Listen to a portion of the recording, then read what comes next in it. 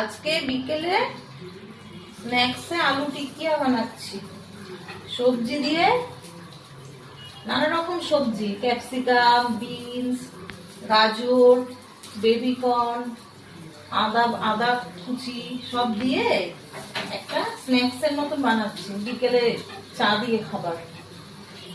স্ন্যাক্সটা দেখুন বানিয়ে কেমন লাগে। এক একটা করতে 10-15 মিনিট করে লাগবে। একটুখানি এটা তো আস্তে আস্তে হবে, এটা তো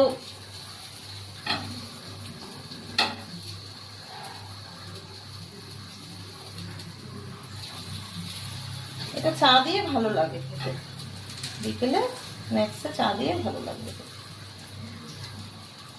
এর মধ্যে একটু ছাতু দিয়েছি, এর মধ্যে একটুখানি আটা দিয়েছি, দিয়ে এটা করেছি।